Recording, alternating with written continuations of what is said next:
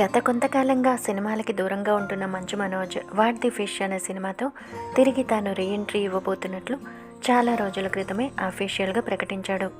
కానీ అదే సినిమా నుంచి తాజాగా నిహారిక కొణిదెల లుక్ కూడా రిలీజ్ అయింది. వాట్ ది ఫిష్లో నిహారిక లీడ్ రోల్లో నటిస్తున్నట్లు ఆ సినిమా యూనిట్ తాజాగా ప్రకటించింది. ఆ మేరకు సోషల్ మీడియాలో ట్వీట్లు, పోస్టులు కూడా పెట్టింది.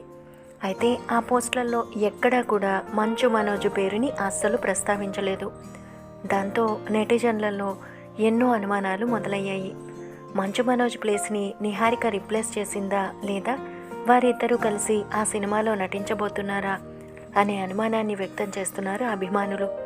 అయితే టాలీవుడ్లో మెగా ఫ్యామిలీ, మంచు ఫ్యామిలీల మధ్య అంత మంచి రిలేషన్స్ లేవన్న విషయం అందరికీ తెలిసిందే కదా. అందుచేత బహుశా వారిద్దరూ కలిసి నటించకపోవచ్చని, మంచు మనోజ్ ప్లేస్లో నిహారికని ఆ సినిమా యూనిట్ తీసుకుని ఉండవచ్చని సందేహాన్ని వ్యక్తం చేస్తున్నారు నెటిజన్లు.